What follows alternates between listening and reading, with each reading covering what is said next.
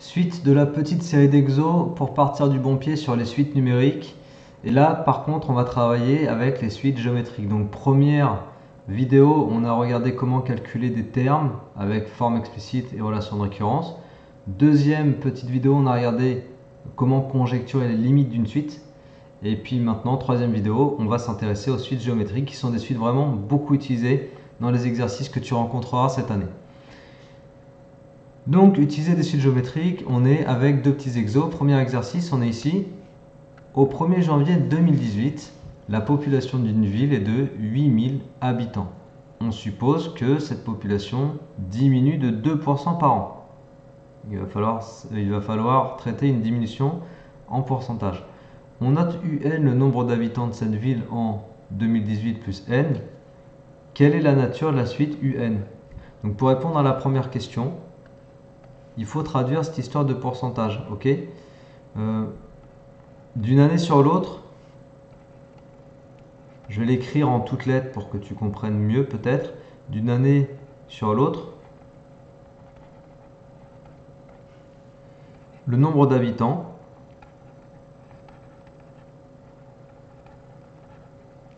diminue de 2%. Donc on a un coefficient multiplicateur. Quand tu as une diminution en pourcentage ou une augmentation en pourcentage, tu as un coefficient multiplicateur, c'est des pourcentages.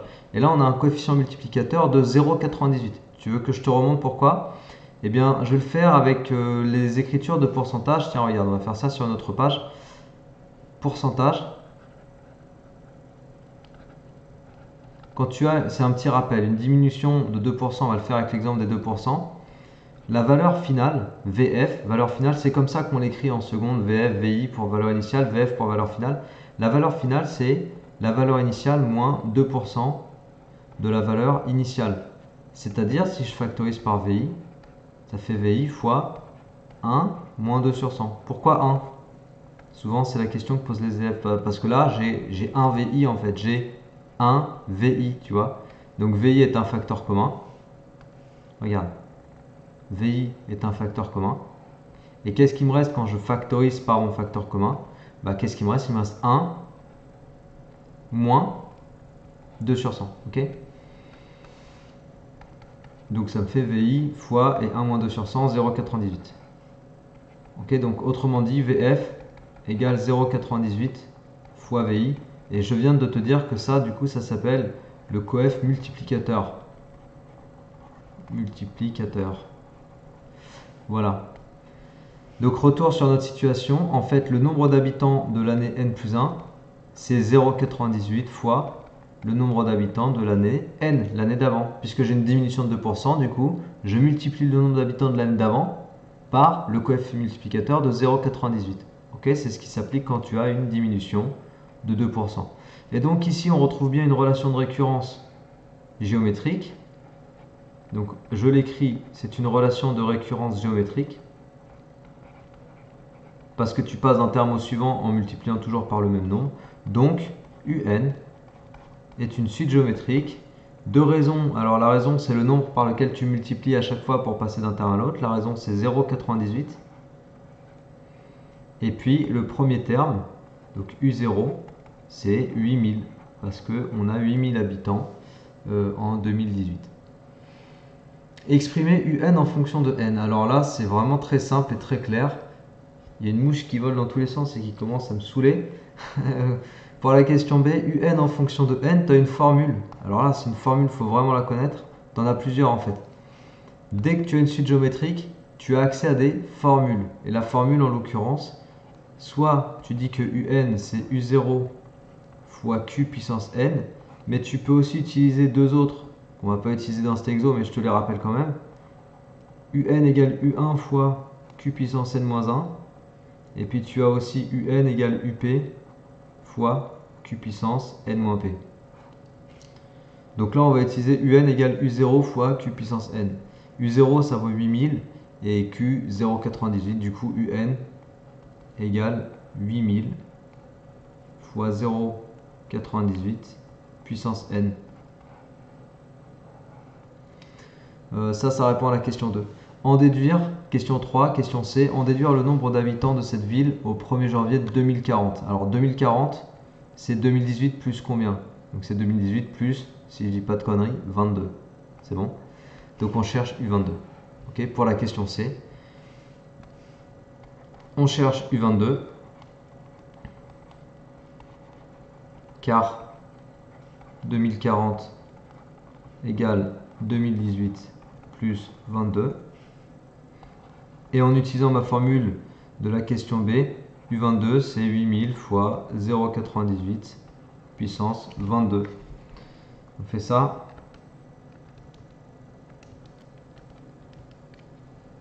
Environ 5129.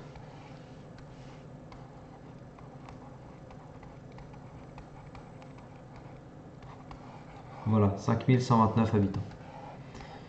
Ok? Donc il y a un exercice tout simple, hein, mais ça a permis déjà de te rappeler comment est-ce qu'on ressort cette histoire de coefficient multiplicateur quand on te donne le pourcentage dans l'énoncé. Donc très important à savoir faire. Si tu sais pas si tu sais pas bien faire ça, faut que tu te mettes au clair, sinon tu vas galérer sur pas mal d'exos. Ensuite, autre intérêt dans cet exo, c'est d'avoir rappelé la formule quand tu as une relation de récurrence géométrique. Donc déjà conclure que la suite est géométrique et savoir ressortir la formule de UN en fonction de n. Et après, on a fait une petite application, petite utilisation de la formule. Exercice suivant, toujours donc autour des suites géométriques. Indiquer si les affirmations sont vraies ou fausses, puis justifier. Le 15e terme de la suite géométrique Vn de premier terme V0 et de raison 2 est 98 304. Alors, attention sur cette petite question. On a Vn qui est une suite géométrique de raison de premier terme V0 égale 3 et de raison Q égale 2. Du coup, ça me donne accès à quoi? À Vn égale V0 fois Q puissance n, puisqu'elle est géométrique, on me le dit. V0 c'est 3 et Q c'est 2, donc 3 fois 2 puissance n. Voilà, ça c'est Vn. Et là, tu te dis, je vais calculer V15. Alors, tu prends la calculette, tu remplaces n par 15, tu fais 3 fois 2 puissance 15, et ça te fait 98 304, et tu dis bingo, c'est bon, c'est vrai. Et là, en fait, imagine tu es sur un petit contrôle de 5 points là en classe, et là, ton prof te barre et te dit, bah non, c'est pas faux, c'est pas vrai, c'est faux. Et là, tu comprends pas, tu es en stress, tu dis, pourquoi, machin, V15, j'ai bien calculé, c'est le bon résultat. Bon, en fait, V15, c'est pas le 15e terme.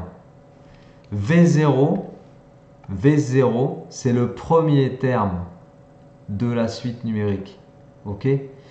À cause du décalage d'indice, V0, c'est le premier. Donc, le 15e, c'est V14. Il y a un décalage de 1. Tu vois, V0 c'est le premier, donc V14 c'est le 15e terme. Donc en fait, il fallait calculer V14 pour avoir le 15e terme. Et le 15e terme c'est V14. Donc le 15e terme, tu vois, il fallait faire gaffe à ça. Le 15e terme est V14. Or, V14 égale 3 fois 2 puissance 14.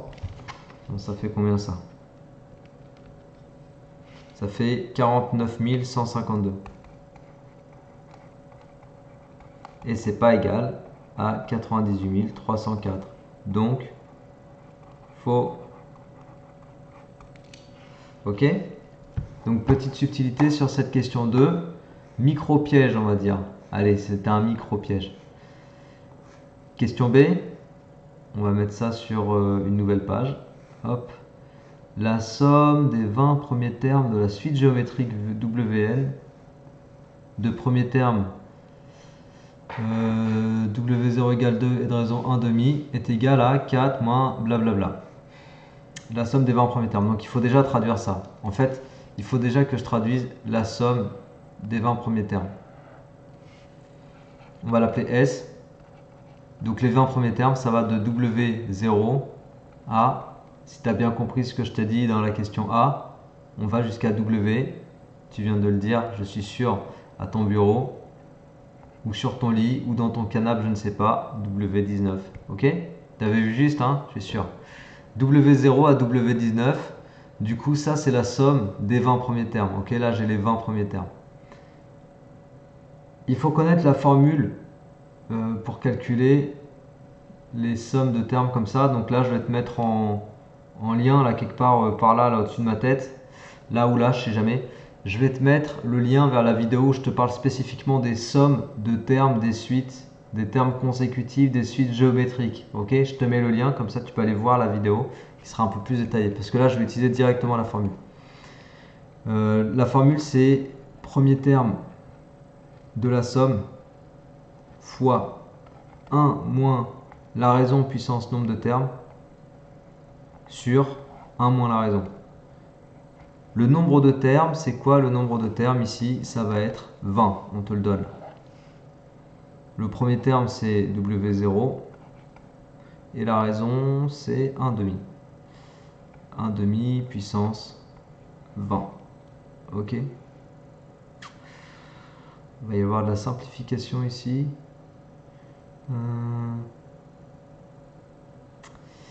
Bon, on va voir. 1 moins 1 demi. Alors, W0, c'est 2. On doit tout simplifier. C'est pourquoi? Parce que sans simplification, on ne peut pas vraiment voir si ce qu'ils disent est faux ou pas en fait. Ça m'a l'air vrai, mais il faut qu'on le simplifie. 2 fois tout ça, tiens, là je vais décrocher si tu veux, pour que tu vois bien que ça c'est un bloc à part entière. 2 fois le bloc divisé par 1,5. La division par 1,5, je vais la transformer, tu vois, en utilisant les propriétés des fractions. Divisé par 1,5, c'est multiplié par 2 sur 1, l'inverse. Et 2 fois 2, évidemment, ça te fait 4. Et ça, alors je vais le transformer aussi après. Tu sais, A sur B puissance C, c'est A puissance C sur B puissance C. On est d'accord? Donc 1 sur 2 puissance 20. Je vais l'écrire plutôt, attends, je l'efface, d'accord? Je vais l'écrire 1 puissance 20 sur 2 puissance 20. Ok, ça te va? 1 puissance 20, est-ce que je garde 1 puissance 20? Non, je garde pas 1 puissance 20. 1 puissance 20, ça fait 1, on est d'accord, donc j'efface aussi. Donc là, c'est un peu plus simple. Pareil, est-ce que j'écris 2 sur 1? J'écris pas 2 sur 1, on est d'accord, on écrit 2 directement. Donc 2 fois 2, 4. Bon, on en est là. Alors, on n'est pas encore exactement dans la même forme que ce qu'il nous propose. Donc, on va un tout petit peu plus loin, d'accord? On va développer le 4. Donc, 4 fois 1, 4. Moins 4 fois 1 sur 2 puissance 20. Et là, tu te dis, c'est pas pareil que ce qu'il me demande, donc de ce qu'il me donne, donc je dis que c'est faux. Non, patiente un peu et va un peu plus loin. 4, c'est 2 au carré.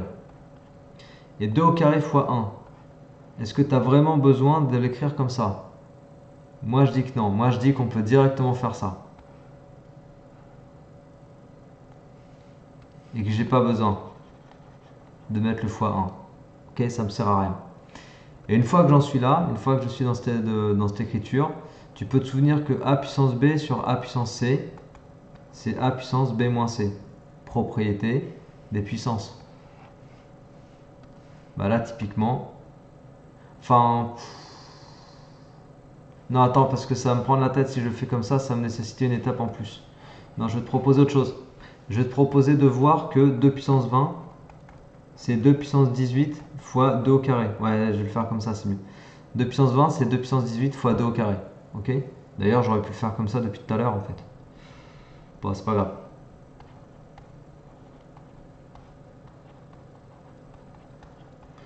Hop, là, je simplifie par 2 au carré. Attends, je te le refais plus doucement. Donc 2 puissance 20, je l'ai transformé en 2 puissance 18 fois 2 au carré. Ok?